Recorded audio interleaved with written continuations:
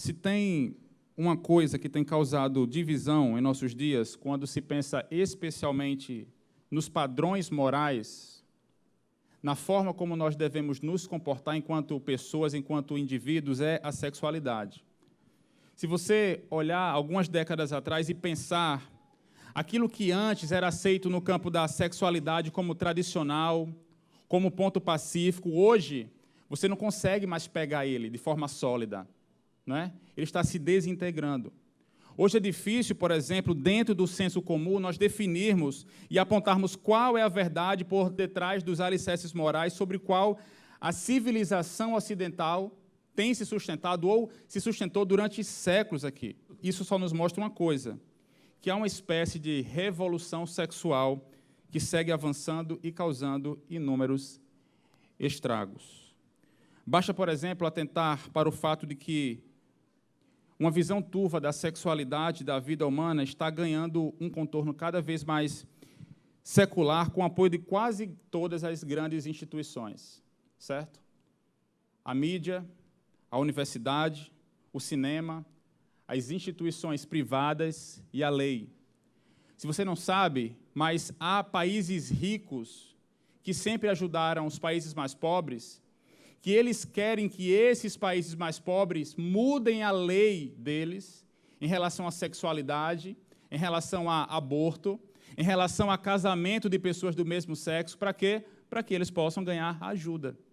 Então, assim, olha, a gente vai continuar ajudando vocês, desde que vocês mudem a lei de vocês, em relação a casamento de pessoas do mesmo sexo, em relação a aborto e em relação a outros quesitos de sexualidade.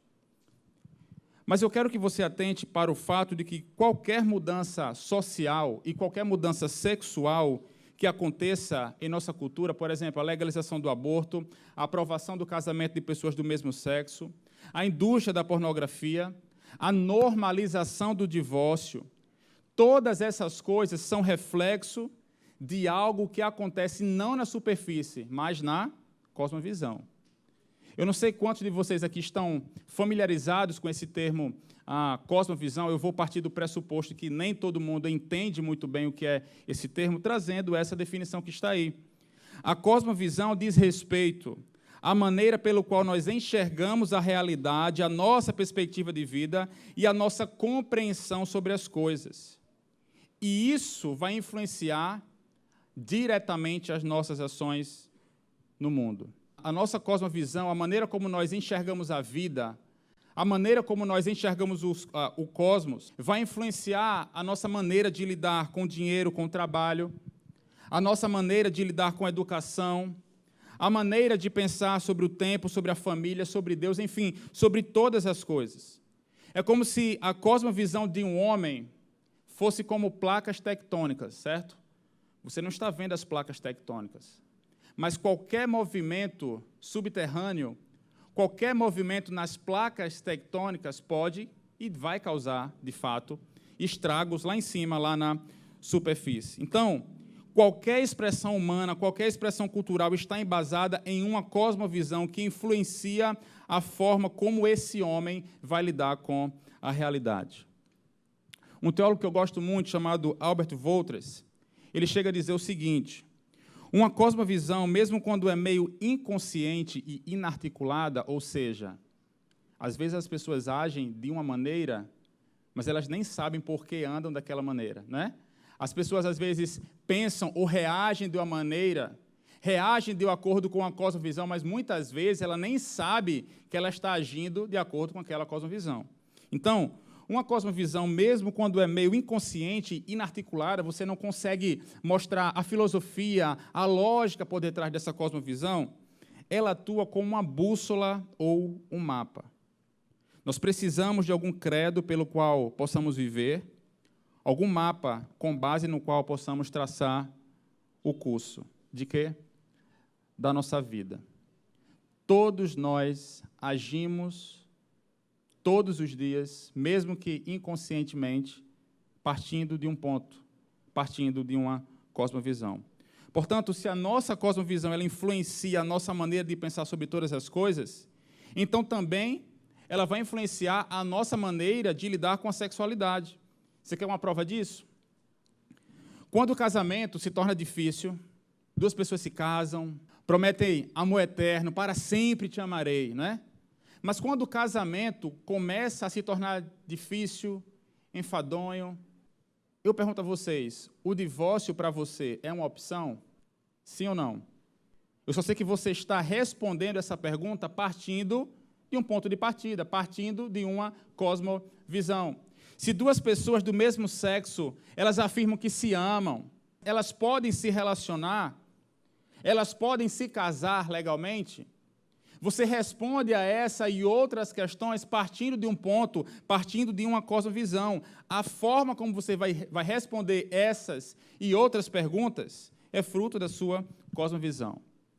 Mas ainda à guisa de introdução, nós precisamos compreender que abaixo do campo da cosmovisão há um campo ainda mais profundo, que é o aspecto do nosso coração. Então, eu quero que você perceba mais uma vez uma outra coisa. Como as expressões visíveis, a forma como nós lidamos com as coisas, e principalmente hoje aqui com a sexualidade, ela vai revelar não apenas a nossa cosmovisão, mas também e principalmente o nosso coração. Se um coração foi regenerado por Cristo, então, necessariamente, a cosmovisão dessa pessoa, ela será modificada dia após dia, alterando a sua relação com Deus, a sua relação com o próximo e a sua relação com o mundo, partindo dessa tríade, desse tripé. Então, daqui por diante, eu vou chamar de cosmovisão cristã toda vez que eu quiser tratar dos indivíduos que tiveram seu coração ou seus corações regenerados por Cristo, e eu vou chamar de cosmovisão secular quando eu tratar dos indivíduos que ainda estão em rebelião contra Deus e que têm o seu coração regenerado, e que não têm, o seu coração regenerado por Cristo, tá bom? Então, à luz desse tema, cosmovisão sexual e dos pressupostos que eu acabei de mencionar, eu quero basicamente, em primeiro lugar, mostrar em que se alicerça a cosmovisão sexual secular, descrever os frutos dessa cosmovisão secular na esfera pública, mostrar onde se alicerça a cosmovisão cristã, aplicando para a forma em que o cristão deve olhar para as questões sexuais ou para a questão de sexualidade. E, por último, apontar qual é a responsabilidade cristã em tempos de caos sexual. No início, eu comecei a minha fala apontando para o fato de que o alicerce moral sobre o qual a civilização ocidental se manteve por muitos séculos está se esvaindo, está se desintegrando. Só que, paralelo a isso, nós podemos ver um outro movimento. Nós vemos uma erosão gradual da cultura cristã. Parece meio difícil, mas eu vou explicar para você. Erosão gradual da cultura cristã. Se você tem um prédio e, de repente, fala assim, poxa, caiu um prédio lá em Nilópolis. Recentemente aconteceu isso, né? Caiu determinado prédio ali. Quando você vai ver, a perícia vai dizer, foi erosão. Gente, se for erosão, isso aí já estava, há algum tempo, cantando essa pedra de que aquele prédio iria cair. O prédio não cai do dia para a noite. São movimentos, dia após dia. É algo que vai acontecendo constante. O terreno vai cedendo aos poucos, de forma constante, de forma gradual. Então, eu gosto desse termo erosão porque ele define bem o pensamento. A cultura cristã, ou a cosmovisão cristã, ela não perde espaço na esfera pública do dia para a noite. São movimentos que acontecem dentro do tempo, né, dentro da história, que faz com que a cosmovisão cristã ela vá se esvaindo. A cosmovisão judaico-cristã, que por muito tempo sustentou a moral sexual no Ocidente, foi perdendo seu espaço de forma lenta, de forma constante e gradual, como eu falei, como em uma erosão.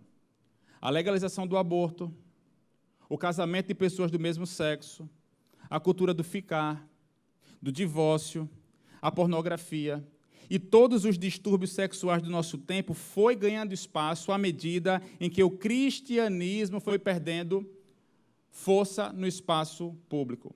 E dentre os movimentos socioculturais que contribuíram para isso, eu quero apontar dois movimentos aqui. O primeiro movimento foi o que nós conhecemos como a Revolução Francesa. A Revolução Francesa foi um movimento que acontece em resposta à visão medieval do mundo, né, em que a igreja ela é detentora de todas as esferas sociais, né? A igreja está no topo dessa cadeia, abaixo está a família, a universidade, que também fazia parte desse ambiente eclesiástico medieval, ou seja, a igreja era detentora de todos esses aspectos. Então, vem a Revolução Francesa nesse movimento, e assim, eu estou falando assim, parece que assim, foi hoje e amanhã, né? A Revolução Francesa começa amanhã. Não. São também passos que vão acontecendo para que esse movimento também vá ganhando força e vá mudando a visão de mundo das pessoas daquele período, que ela eclode em 1785. E, em resposta a esse movimento em que a igreja está no topo dessa cadeia hierárquica das esferas culturais, como eu mencionei, da ciência, família, artes, enfim, qual é a resposta da Revolução Francesa?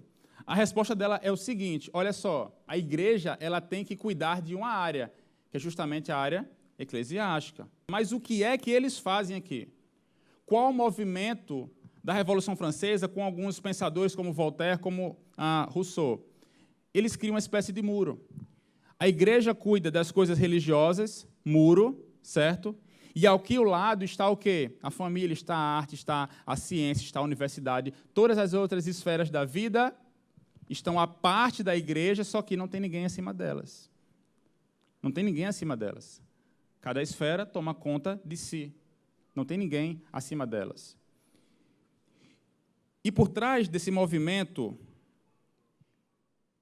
da Revolução Francesa, como eu mencionei, que coloca o aspecto religioso numa esfera privada, está, por exemplo, os gritos de Voltaire, abaixo com o salafrário em relação a Cristo. A Revolução Francesa vai gritar e sair às ruas pedindo nenhum Deus, nenhum Senhor. Nós não queremos estar submissos a Deus. Nós queremos guiar a nossa própria vida, a nossa própria história. Então, perceba aqui que o homem está se autoproclamando autônomo.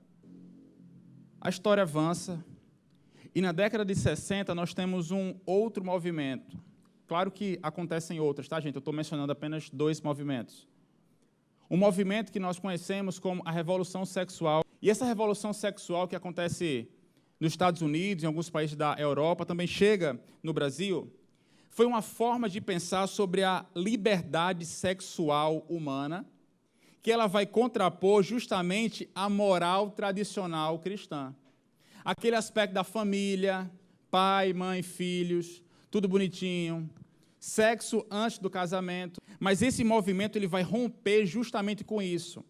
Alguns estudiosos vão dizer que é na revolução sexual que a sociedade saiu do armário em relação justamente a essas questões, ao sexo antes do casamento, à masturbação, à pornografia, às fantasias eróticas e à própria sexualidade. Ou seja, prevaleceu o entendimento de que se deveria mudar a natureza dos homens, deveria mudar a natureza das mulheres e deveria mudar a forma como homens e mulheres vão se relacionar entre si. Nós vemos que nesse movimento também, nessa época conturbada, houve ruptura com relações heterossexuais. Não necessariamente homem com homem, não necessariamente mulher com mulher. Gente, olha só, essas coisas sempre aconteceram, tá? Sempre aconteceram isso. Na Bíblia, você vai ver que existem leis claríssimas de Deus dizendo que o povo não deveria fazer isso. Nós vamos voltar lá na frente, nesse ponto. Mas isso não dizia apenas, olha, vocês não devem agir assim para vocês, Israel, se distinguirem de outros povos. Não, isso é reflexo da própria lei de Deus. Então, se isso cai, isso não é temporal, isso não é cultural. Se isso cai, quem tem que cair? O próprio Deus que criou essas instituições.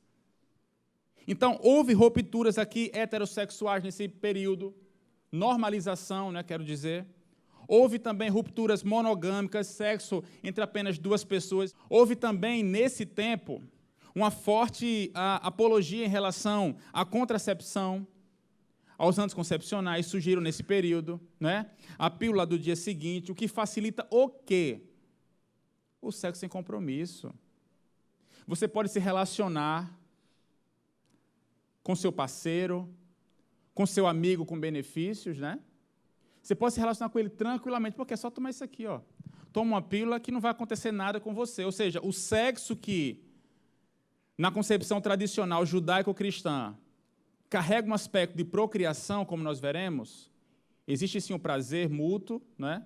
Mas foi criado por Deus para a procriação, para multiplicar, ou seja, você pode desfrutar das benesses, não necessariamente dentro do casamento, não necessariamente apenas com um parceiro, certo? Mas você toma a pílula e está tudo resolvido. Seus problemas acabaram. É claro que dentro desses movimentos, né, há outras ramificações que contribuíram para uma cosmovisão anticristã, mas nos cabe, por ora, pensar que o código moral judaico-cristão foi descartado nesse período, e o que é que surge aqui?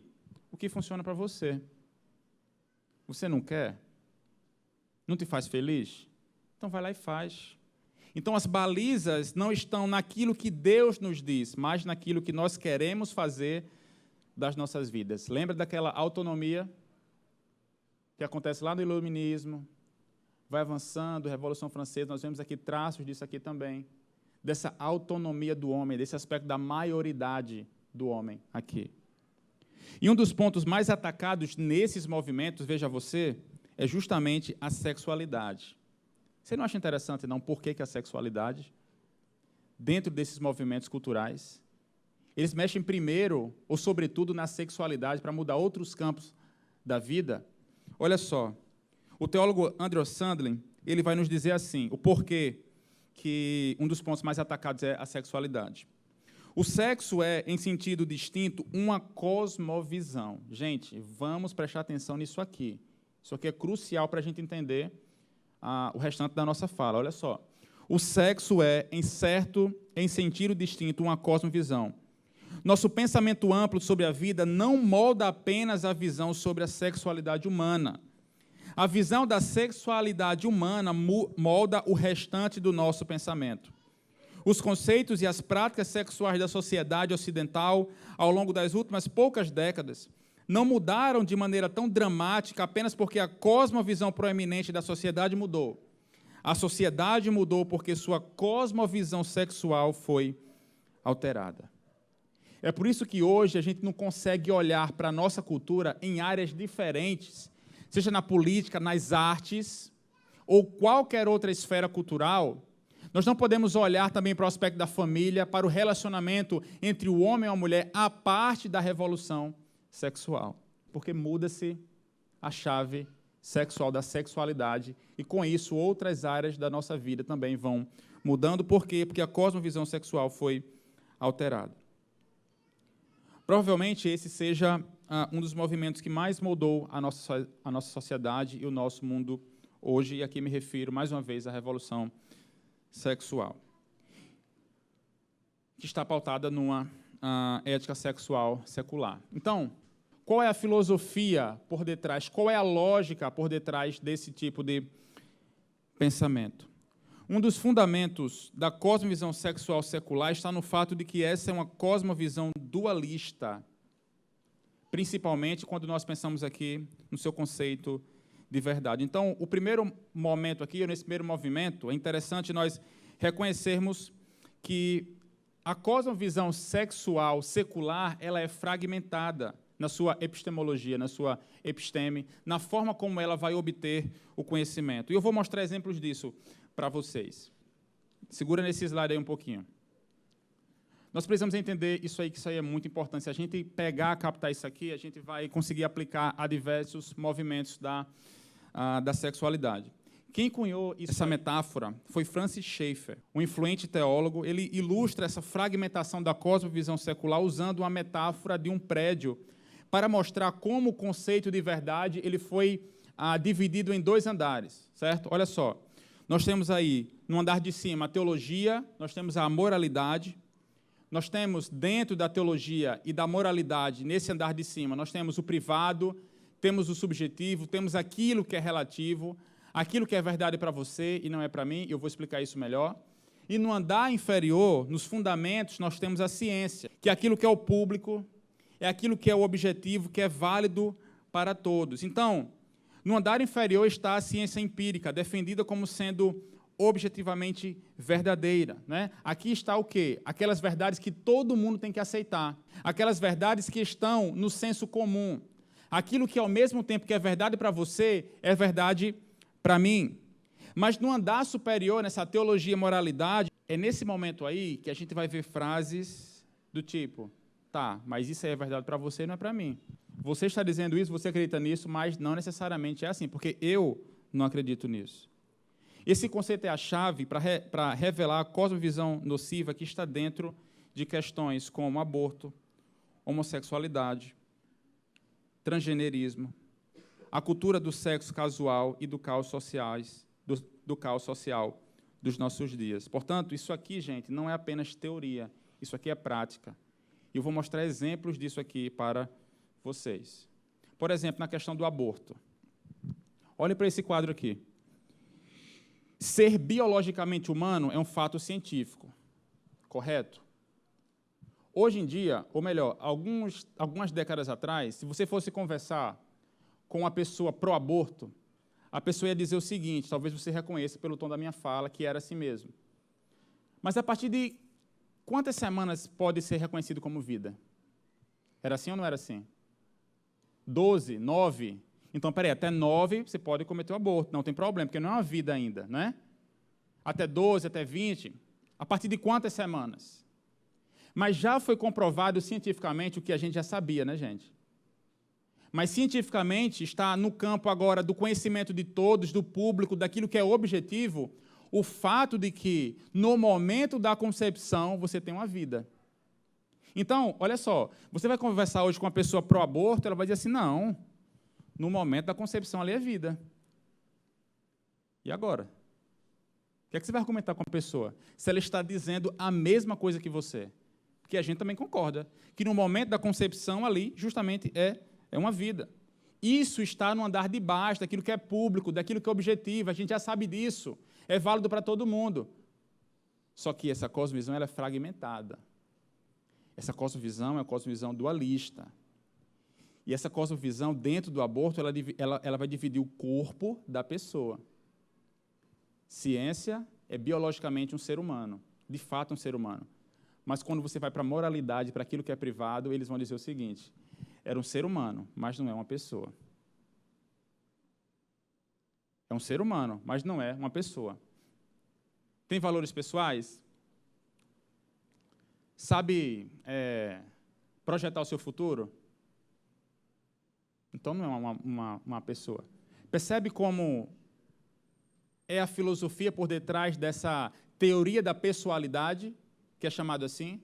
Essa teoria da pessoalidade vai dizer justamente o seguinte, é um ser humano, é uma vida, mas não é uma pessoa. E agora a gente tem uma nova classe de indivíduo, né? Que é um ser humano não pessoa. É um ser humano que não é uma pessoa aos olhos deles.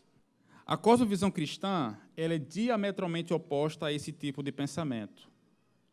No momento da concepção, nós sabemos e reconhecemos que é um ser humano, mas nós atribuímos igualmente valores a essa vida. Essa vida é imagem e semelhança de Deus. Nós olhamos para esse tipo de cosmovisão e rejeitamos, porque ela é uma cosmovisão fragmentada e nós não pensamos de modo fragmentado. Nós não olhamos para o mundo de forma separada, nós olhamos para ele como um inteiro. Não é um ser humano, não pessoa. É um ser humano, é uma pessoa, tem valor diante de Deus e tem valor diante dos homens. É por essas questões que nós lutamos contra o aborto e agora, sabendo dessa prerrogativa, nós podemos argumentar de forma mais efusiva diante deles. Então, o que é que difere o embrião de um feto para uma criança com 2 meses? E para você e para mim? O tempo de vida, gente.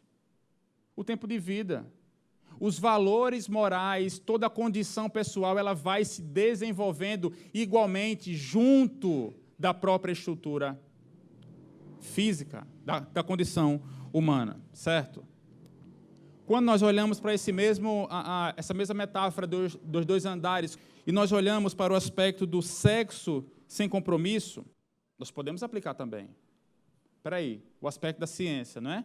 Então, nós temos nos 2 andares, o corpo está separado da pessoa. Então, sexualmente falando, se o corpo está separado da pessoa, logo eu posso me relacionar sexualmente com a pessoa, mas sem amor. Posso tranquilamente satisfazer meus desejos carnais, meus desejos humanos, mas a parte do amor, porque amor é uma coisa só lá para frente, né? Estou na universidade ainda, então a gente pode fazer as coisas sem compromisso, porque eu não quero comprometer a minha carreira profissional. Eu não estou num tempo, não estou num período para me apegar com o outro, não é isso? Não é assim que se pensa? Então, isso também é uma filosofia fragmentada. É dentro dessa questão dos dois andares, dividindo, mais uma vez, o corpo da pessoa. Isso, inclusive, gente, a gente pensa que não, mas tem influenciado crianças e adolescentes. Há grupos e instituições que produzem vídeos para serem utilizados em aulas de educação sexual para crianças, que esses grupos vão definir a relação sexual como algo feito por dois adultos para dar prazer um ao outro. É assim que a educação sexual ela é pregada em muitos círculos acadêmicos para as crianças, adolescentes. A menina pode ir para uma festinha, ficar, mas sem se comprometer afetivamente com o jovem. E sabe o que acontece dentro dessa cosmovisão fragmentada? Um dos dois vai se machucar. E sabe por que vai se machucar? Porque não existe fragmento. A pessoa é um por inteiro. Então, se você tem um parceiro, tem um amigo com benefícios, né, que você satisfaz seus desejos sexuais, mas se ele chutar você, o que é que vai acontecer? Ai, amiga, você não sabe o que aconteceu. Fulano não me quer mais. Mas tu não estava... Não, mas a gente acaba gostando. A gente não é que acaba gostando, não. É que nós somos um por inteiro. Isso afeta, assim, nossas afeições. Isso afeta nossos sentimentos, não apenas o nosso corpo. Eu quero que vocês saibam disso. O sexo, nesse movimento, deixa de ter um significado rico e abrangente para se passar a uma espécie de troca de favores físicos entre indivíduos que estão desconectados entre si. Mas a cosmovisão cristã ela é diametralmente oposta também a esse pensamento. As pessoas não conseguem desassociar as suas emoções daquilo que fazem com o seu corpo. Está tudo entranhado. A sexualidade ela é integrada à pessoa e essa união física, íntima e completa deve se manifestar no casamento. É por isso que apenas no casamento que você tem que usufruir do sexo ou que o sexo deve ser desfrutado. Olhando mais uma vez para essa metáfora, quando nós olhamos para o homossexualismo, quando alguém decide se envolver em um comportamento sexual com uma pessoa do mesmo sexo, ela está dizendo implicitamente, mesmo que sem compreender a lógica dessa teoria. O indivíduo nasce. Às vezes não tinha nem ultrassom, né? Sabia na hora lá do que nascia, né? E a pessoa nasce com o órgão genital masculino. O que é que se espera desse camarada, né? Se espera que se haja como um homem. Se o indivíduo nasce com o órgão genital feminino, espera-se que aquela criatura haja como uma mulher. Há uma integralidade aqui. Mas o que é que acontece hoje nessa teoria da pessoalidade, quando se divide o corpo da pessoa? Você nasce com o órgão genital masculino. Só que você pensa assim, ou o indivíduo pensa assim, né? Mas espera aí, é meu corpo que tem que dizer o que é que eu tenho que ser? Meu corpo diz que eu sou homem, mas eu não me sinto homem, eu me sinto mulher. Então, eu vou esquecer meu corpo e vou seguir aquilo que a minha mente está me dizendo, né? Eu, como pessoa, aceito. Eu sou homem, a minha estrutura física, a minha estrutura hormonal, a minha estrutura óssea, todo o meu corpo é feito para caminhar dentro de uma moralidade que se relacione com uma mulher. Mas a minha mente, eu, enquanto pessoa, olho para essa estrutura óssea, muscular e hormonal e digo assim, olha, não é assim. Então, não é o que o andar inferior me diz, mas é o que o andar superior me diz, é o subjetivo, é o que é relativo, não é o que o corpo me diz, é o que eu sou enquanto pessoa. O mesmo acontece com aqueles que têm disforia de gênero, né, ou os transgêneros. A implicação desse pensamento é de que o corpo não importa, pois o lugar do ser autêntico não é a parte de baixo, não é a ciência, não é o objetivo. O que importa são os sentimentos internos. Nós temos a estrutura de um homem, mas enquanto mente, enquanto sentimento, enquanto pessoa, meu corpo vê errado, gente. Eu tenho que mudar essa situação. Então, a pessoa passa por vários procedimentos para adaptar o seu corpo, o andar de baixo, àquilo que ele pensa no subjetivo, no relativo, no privado. A visão bíblica da sexualidade descarta esses pensamentos, pois ela nos exorta a viver de acordo com o design físico do corpo. Muitos biólogos, eles vão estudar estruturas naturais e vão reconhecer que há uma engenharia dentro daquela asa, daquela borboleta. Mas é uma engenharia muito bem orquestrada, é muito bem arquitetado.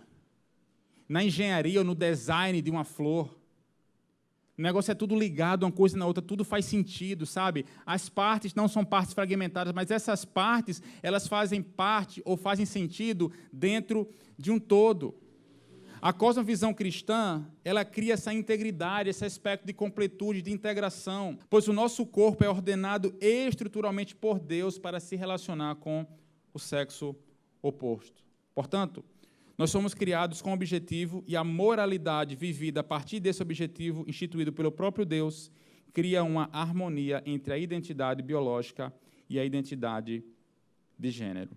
São por essas questões, gente, que falas como essa, que momentos como esse são importantes, para que nós possamos entender qual é a filosofia, qual é a lógica por detrás da cosmovisão secular, para entendermos ainda mais os nossos pressupostos de fé e sobre como nós devemos caminhar frente aos inúmeros desafios dos nossos dias, sobretudo na área da sexualidade, porque, como a gente já viu, nós já falamos aqui, que a área da sexualidade não é uma área periférica, ou não é um aspecto, uma questão periférica dentro da nossa vida.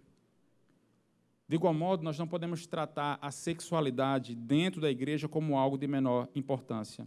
E nós veremos daqui a pouco números alarmantes quando, dentro da igreja, nós olhamos para essas questões como algo periférico. Mas, em terceiro lugar, será que a ética sexual cristã, aquilo que nós acreditamos, a ética por detrás da nossa cosmovisão cristã, ela também é normativa para os não cristãos? Como eu mencionei, o Antigo e o Novo Testamento nos mostram que o povo de Deus deveria andar dentro dos padrões sexuais que o próprio Deus estabeleceu, mas esses padrões sexuais Deus não exige apenas do povo dele, mas de todas as pessoas. Quando a Bíblia aponta para leis que proíbem, por exemplo, o incesto, a fornicação, a homossexualidade, o adultério ou coisas semelhantes, ela não se propõe a colocar uma barreira entre os judeus e os gentios, mas ela deseja refletir o caráter imutável de Deus. Portanto, como eu mencionei há pouco, se essas questões devem cair, quem tem que cair? O próprio Deus, aquele Deus que criou todas essas questões. Então, quando nós vemos movimentos revolucionários, que nós citamos anteriormente, nós vemos que eles são revolucionários não apenas no aspecto social, mas revolucionários principalmente contra Deus. Eles vão exibir toda a sua rebelião contra Deus, eles não querem mais seguir a lei moral de Deus que Deus estabeleceu na criação. Isso fica claro, por exemplo, quando nós olhamos para Romanos capítulo 1 e capítulo 2. Porque no capítulo 1 de Romanos, nós vemos que Paulo vai apontar alguns pecados, dentre eles sexuais, pecados dos gentios, pecados do povo que não é o povo de Deus, e Paulo vai condenar esse povo por conta dos seus pecados sexuais, por conta da imoralidade sexual, e é como se os judeus estivessem assim por trás da porta, olhando aquele movimento, Paulo pregando contra os gentios, né? Falando dos pecados sexuais dos gentios. Mas no capítulo 2, o que é que nós vemos? O movimento contrário. Paulo, agora no capítulo 2, se volta para os judeus e vai mostrar que os judeus também vacilaram nesses aspectos. Então, os gentios seriam julgados pela sua consciência moral, pela lei moral que Deus mesmo colocou em seu coração, e os judeus seriam julgados pela lei de Deus, pela palavra de Deus, mas nenhum deles sairia desavisado dentro desse aspecto, né? Tanto os gentios com a sua consciência moral, como os judeus com a lei de Deus que Deus estabeleceu em sua palavra, ambos sofreriam, nesse caso, por conta desses aspectos.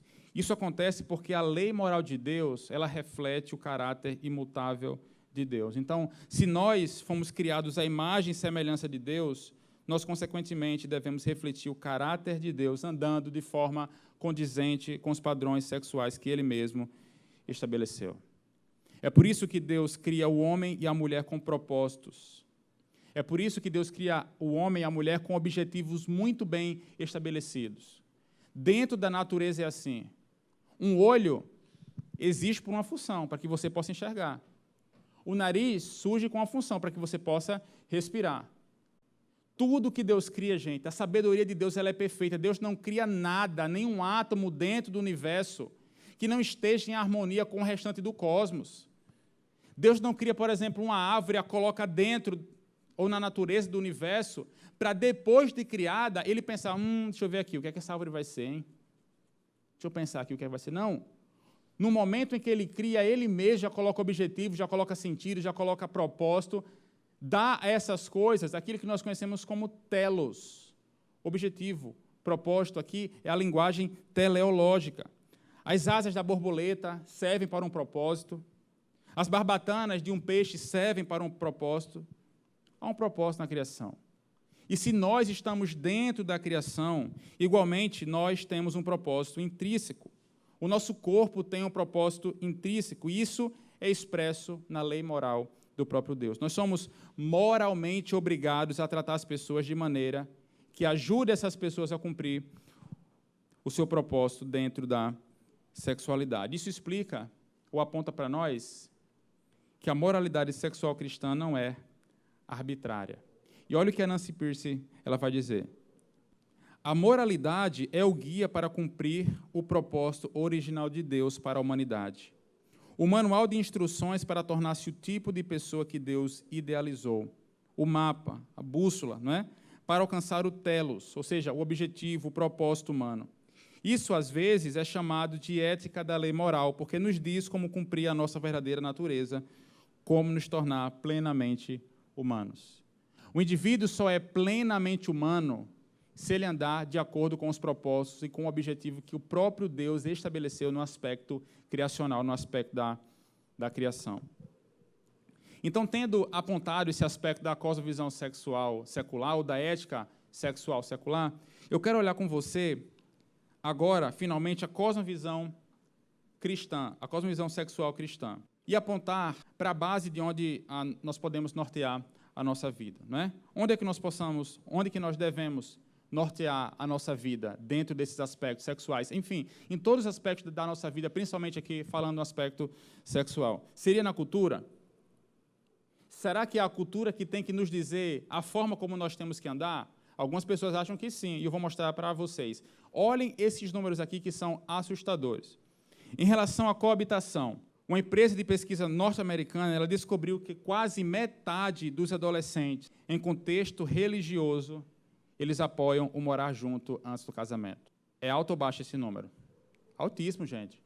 Quase metade dos entrevistados nos Estados Unidos vão dizer que é normal morar junto antes do casamento. Em relação ao divórcio, entre os adultos que se identificam como cristãos, mas raramente frequentam a igreja, 60% já se divorciaram. E entre aqueles que frequentam a igreja regularmente, o número é de 38%. Nós temos um altíssimo número de pessoas divorciadas de forma irregular dentro das nossas comunidades e que aceitam isso como se fosse algo normal. Passa para mim, por favor, em relação à pornografia. Cerca de 2/3 dos homens cristãos têm contato com a pornografia ao menos mensalmente. A mesma taxa de homens que não afirmam ser cristãos, ou seja, não há diferença aqui desse número entre os homens cristãos, entre os homens regenerados, porque, como nós vimos, a cosmovisão ela tem um aspecto mais profundo, que é o aspecto do coração. 2/3 dos homens cristãos têm contato com a pornografia de forma deliberada, o mesmo número para os não cristãos. Passa, por favor, em relação à homossexualidade e transgenerismo.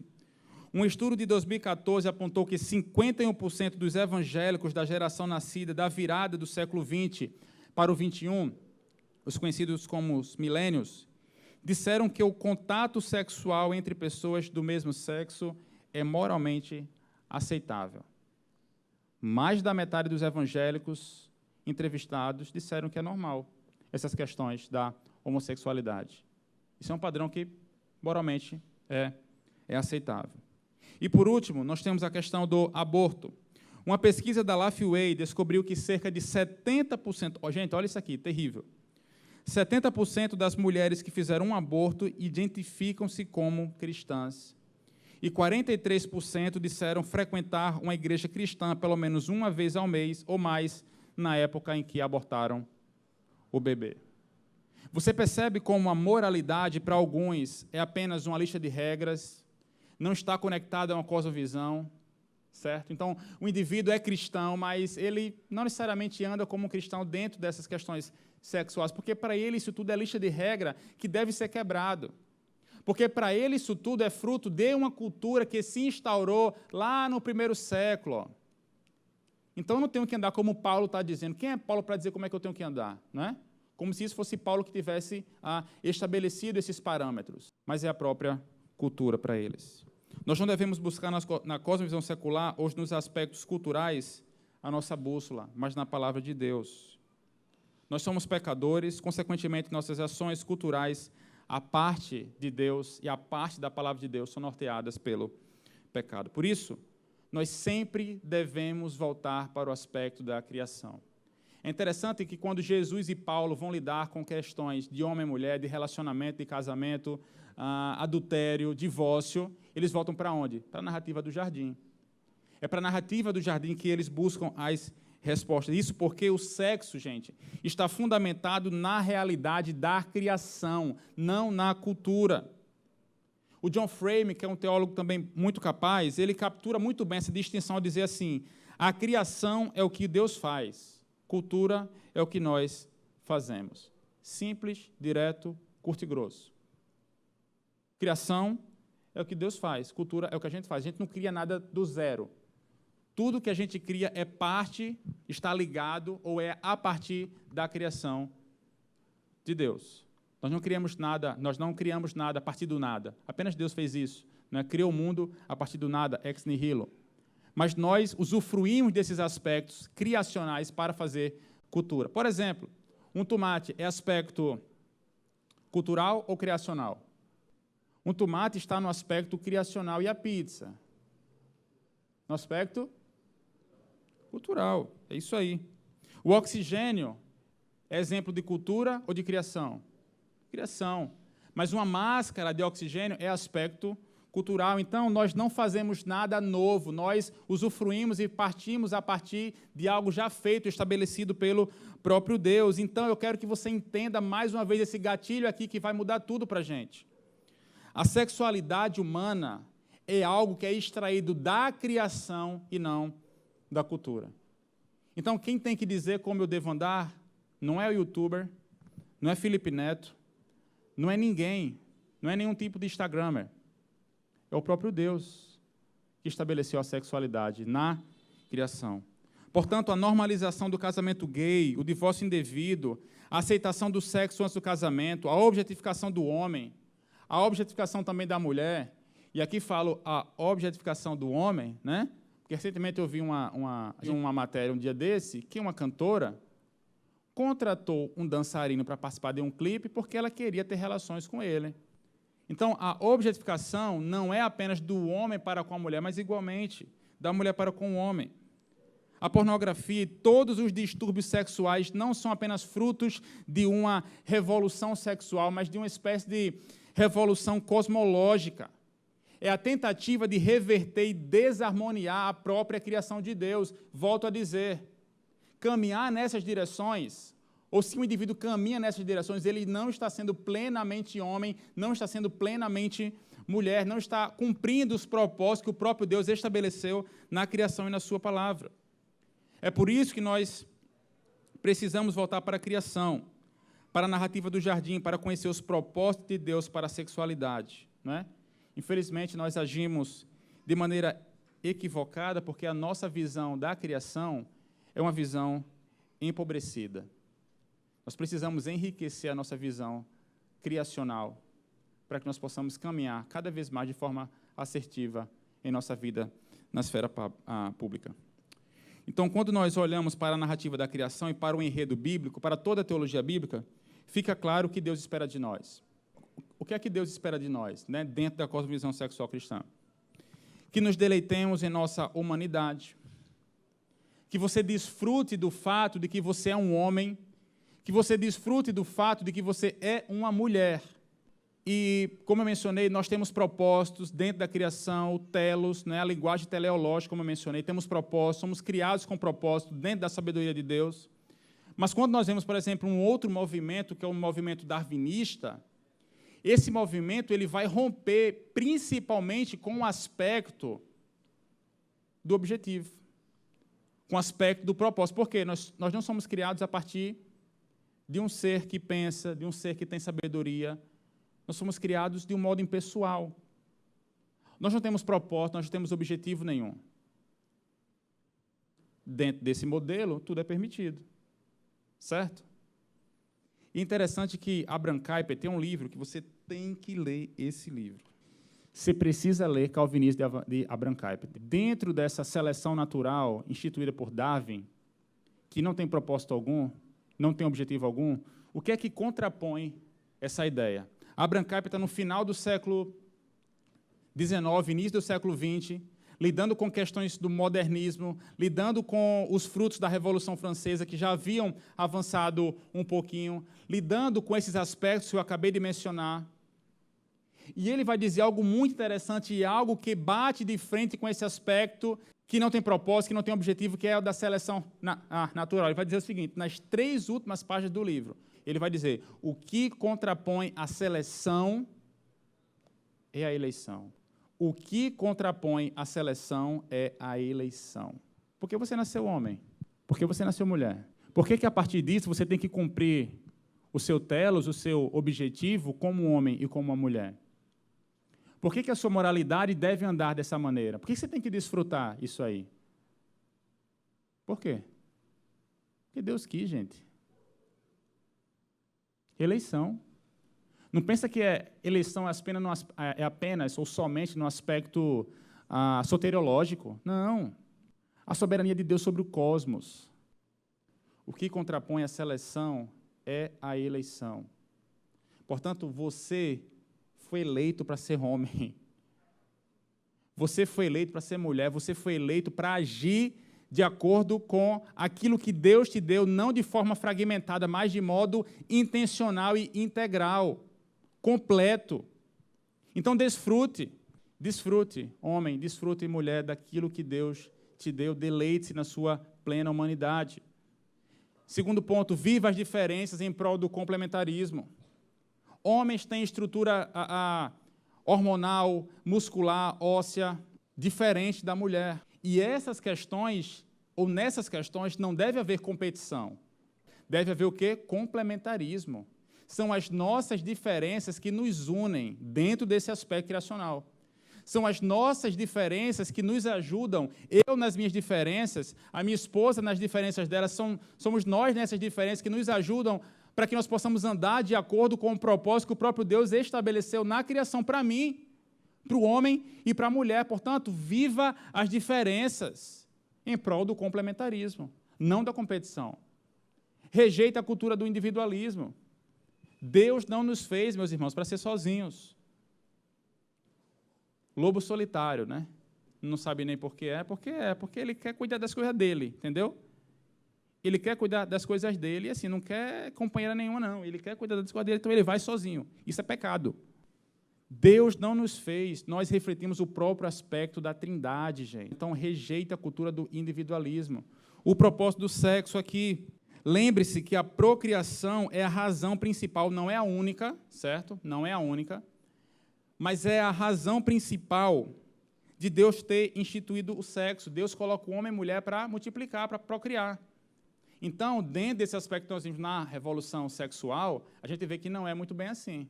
Sexo é apenas para diversão. É apenas para diversão. E qual o ponto aqui? Olha só, dentro disso aqui. É interessante. Dentro da procriação, se o sexo é feito para isso, especialmente, a aversão à procriação e às crianças representa uma repulsa à cosmovisão cristã. Se você olhar lá para o Antigo Testamento, por exemplo, a narrativa de Ana, lá em 1 Samuel, né? Envergonhada, porque seu marido tinha outra, e essa outra tinha filhos, e ela derramou a sua alma diante do Senhor pedindo um filho, envergonhada. Sabe por quê? Porque naquele tempo, nós vemos isso também lá em Provérbios, naquele tempo uma mulher que não tem filhos, ela era escanteada. É uma espécie de leprosa social, né? O que é que nós vemos hoje? Você chega num restaurante, chega uma família com 5 filhos. O pessoal fala o quê? Está maluco. As pessoas ficam tristes pelo outro, né? Você fica triste pelo casal, né? Uma família com muitos membros, muitas pessoas. Isso é vergonhoso hoje em dia. A pessoa tem vergonha de ir para os lugares, muitas vezes, e os outros ficam tristes pela pessoa porque a pessoa tem muitos filhos. Então, hoje, ter filhos é justamente o contrário. As pessoas têm vergonha de ter filho. Ao passo que lá atrás, lá nos primórdios, lá no Antigo Testamento, era vergonhoso o quê? Não ter filhos. O sexo deve ser vivido apenas no contexto do matrimônio. É isso que Deus deseja de nós, gente. Não pense que essa cultura maldita do ficar, não pense que você vai sair ileso disso aí, não. Você acha que pode se relacionar com um, com o outro, hoje, amanhã, depois? Você acha que esse tipo de cultura é uma cultura que só traz bem para você, a longo prazo? Quando você entrar nos seus relacionamentos, no seu casamento, você vai sentir os frutos disso. Você vai sentir os frutos disso. Gente, isso gera marcas dentro da gente que você não faz ideia. Não faz ideia. A melhor ilustração disso, talvez seja tão bobinha, né? Mas é de um papel, né? E você pega o papel, você amassa o papel, certo? E aí você abre o papel agora, o papel está todo amassado, né? Mas é justamente isso que acontece. Amigo, desse jeito que está aqui, você pode passar ferro nesse papel, você pode fazer o que você quiser nesse papel, que esse papel ainda vai ter esses veios aqui, que você acabou de ver, que eu acabei de mostrar, esses amassos aqui, ainda estarão lá. Porque, gente, isso deixa marca dentro da gente que vocês não fazem ideia. Não pense que essas coisas você não leva para o casamento. Você leva para o casamento. Não pense que se você luta hoje contra a pornografia, se você for para o casamento, você vai instantaneamente parar de lutar contra a pornografia, porque no momento de que o pastor estiver orando aqui, vai vir uma investidura sobre você, e a partir daquele momento, você, meu amigo, vai ser um santo, sexualmente falando, entendeu? Você não vai olhar mais para as outras mulheres, vai olhar só para a sua mulher. Quem disse isso para você está mentindo, porque não é assim. Da mesma forma que eu, enquanto pastor, quando eu me ajoelho aqui, que os outros presbíteros estendem a mão, a partir daquele momento ali, eu não passo a ler mais, eu não passo a deixar de ser preguiçoso, né? Um procrastinador. Não. Eu vou lutar ainda contra essas questões. E diga a vocês, dentro do casamento, as coisas vão só aumentando. Tudo é no superlativo, gente. Tudo é no superlativo. As coisas boas ficam melhores. As coisas ruins potencializam também. O sexo deve ser vivido apenas no contexto do matrimônio. Em último lugar, Deus espera de nós que o sexo também seja sacrificial. É por isso que a cultura da pornografia e a cultura da masturbação, ela é danosa. Muitas vezes o indivíduo dentro de casa, dentro do casamento, não é, pensando aqui no ambiente do casamento, muitas vezes você dentro desse ambiente, depois de um tempo a sua mulher não é mais tão atraente assim, não. Você não acha ela mais tão atraente assim como você achava um dia. E a maioria das pessoas que vem conversar comigo sobre isso, gente, eu só faço uma pergunta. Você tem tido contato com pornografia, com masturbação? E quase 100% das vezes é sim. Sabe por quê, gente? Porque é mais fácil você satisfazer os seus desejos carnais sozinho, dessa maneira, do que tendo que cuidar da sua mulher, tendo que dar carinho à sua mulher, tendo que dar amor à sua mulher. Então, ele prefere se satisfazer sozinho do que se sacrificar em prol do outro.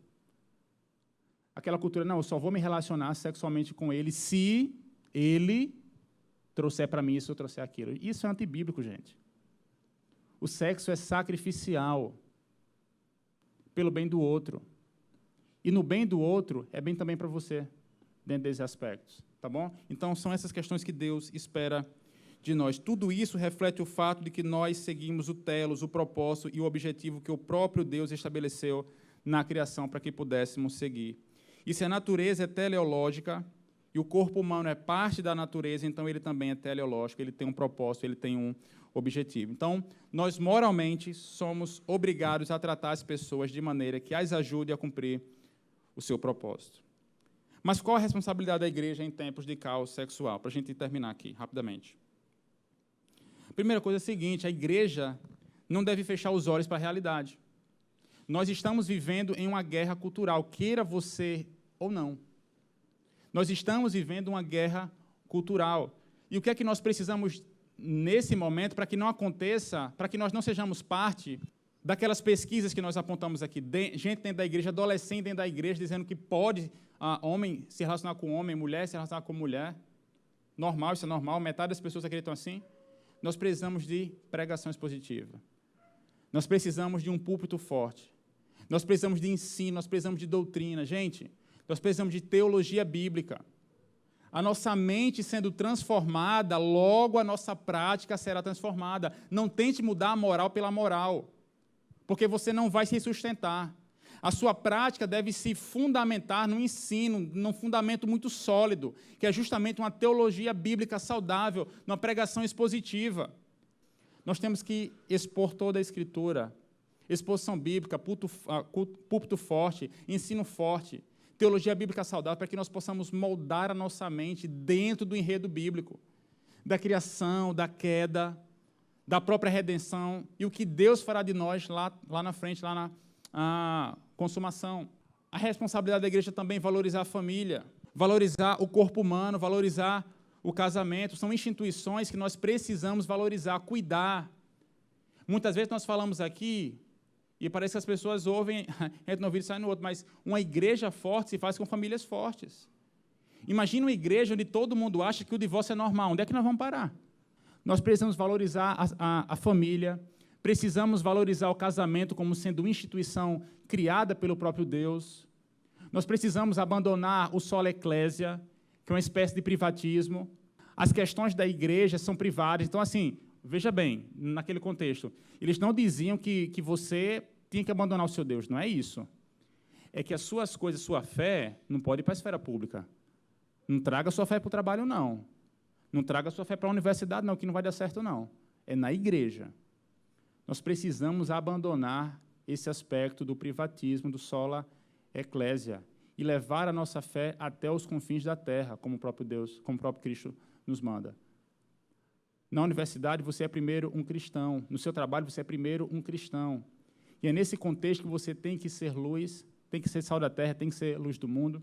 É nesse contexto que deve reinar a apologética, que serve não apenas para ganhar um debate, mas deve nos levar ao próprio evangelismo. Não é meramente vencer o debate, mas mostrando para ele a verdade cristã, como a verdade cristã faz sentido na esfera pública, e falar, olha, agora Deus espera de você isso aqui.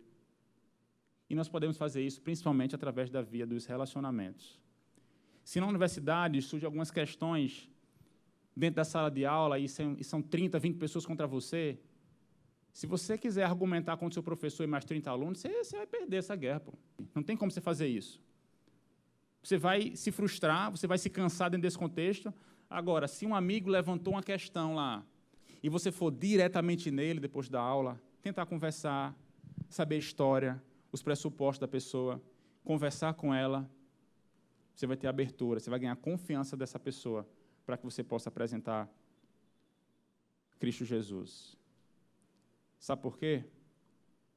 Porque mais fundo do que a cosmovisão cristã ou a cosmovisão secular está o nosso coração. É regenerado por Deus ou não é regenerado por Deus? Isso faz toda a diferença. Vamos orar? Pai, nós pedimos ao Senhor que o Senhor nos ajude dentro dessas questões a cumprir o nosso propósito, os nossos objetivos quando nós pensamos em sexualidade, de forma que agrade o Senhor, Pai. Nos habilita, por meio do Espírito Santo, ó Deus, alicerçados no Teu Filho Jesus, a cumprir e a desfrutar, ó Deus, daquilo que o Senhor nos deu, do nosso próprio corpo, da nossa própria mente, dos nossos sentimentos pautados na Escritura, ó Deus. Que nós não sejamos dualistas, ou que nós não olhemos para a realidade de forma fragmentada, ó Pai, mas que nós possamos olhar para a realidade de modo integral. Nos ajuda, ó Deus, a viver a luz dessas realidades. Ajuda primeiro a mim e aos meus irmãos, Pai, para que nós possamos glorificar o Senhor dentro dessas questões. É isso que eu oro e desde já agradeço em nome de Jesus. Amém.